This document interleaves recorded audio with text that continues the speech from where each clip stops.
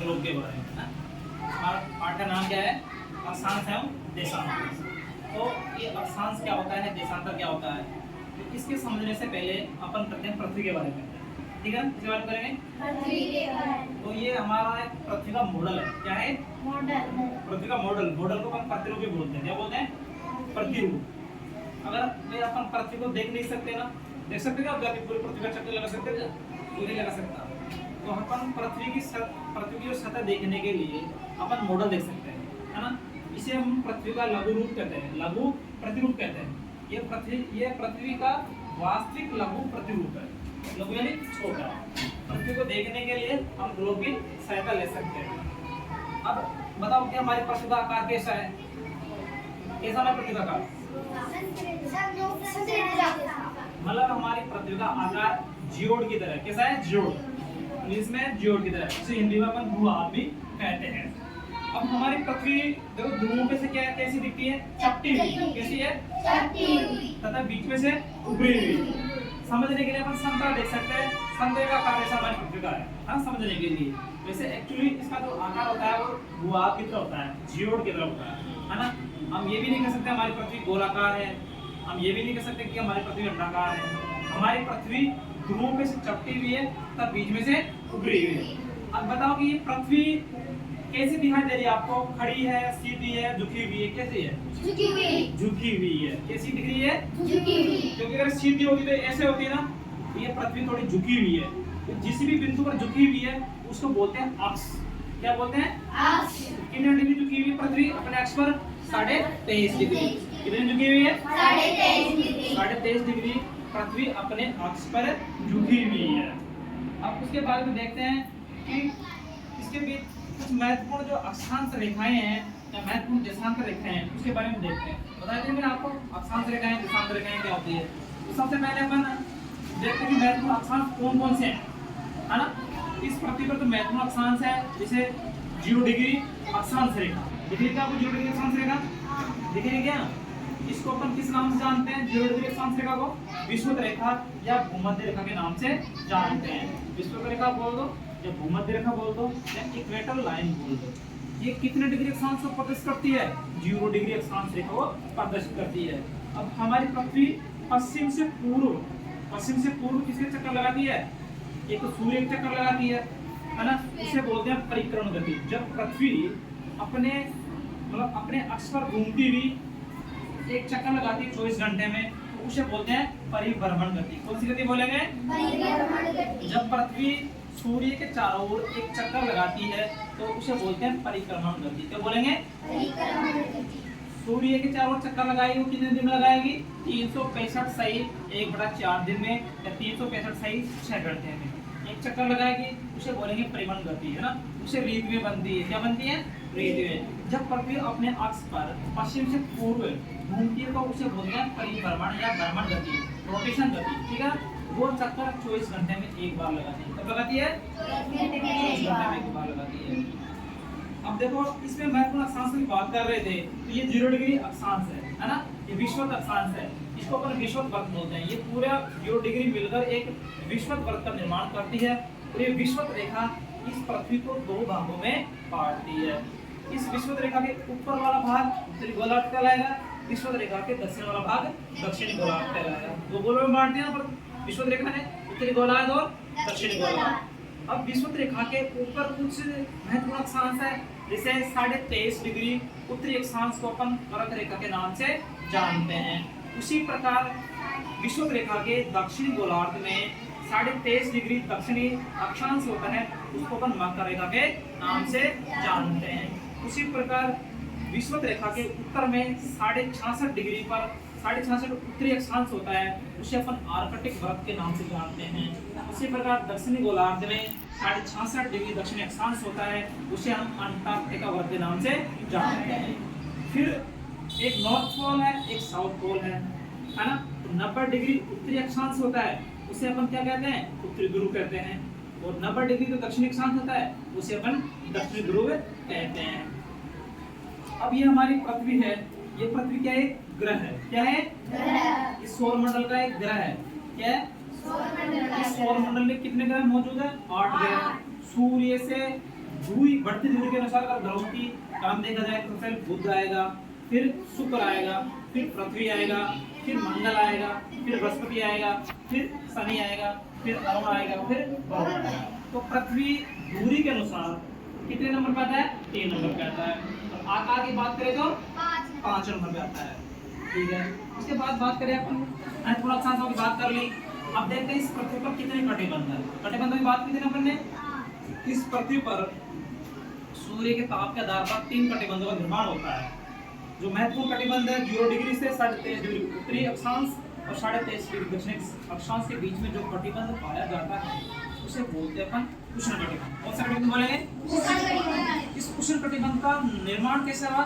सूर्य के ताप के आधार पर, सूर्य की गर्मी के आधार पर इसका नाम पड़ा है उष्ण कटिबंध। फिर इसके ऊपर बात करते हैं 23.5 डिग्री उत्तरी अक्षांश से लेकर 66.5 डिग्री 450 डिग्री उत्तरी अक्षांश के बीच में एक कटिबंध है।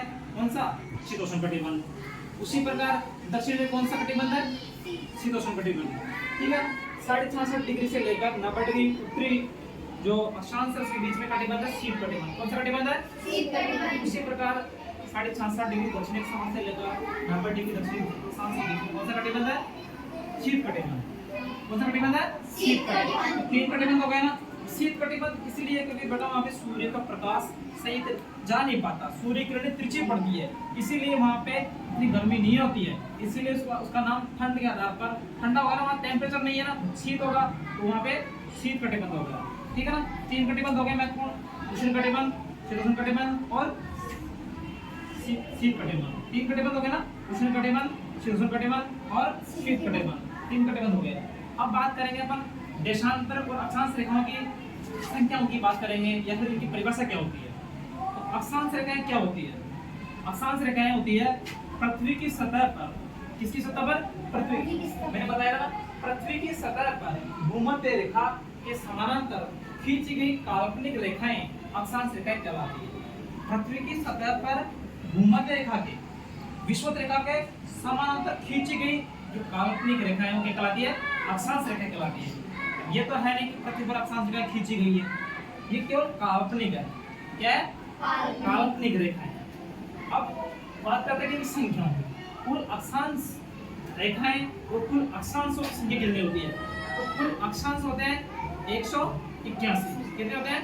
181। वो कुल अक्षांश रेखाएं होती है 179। कितनी होती है? 179। अब वो देखो समझो, ये हमारा ग्लोब है। क्या है?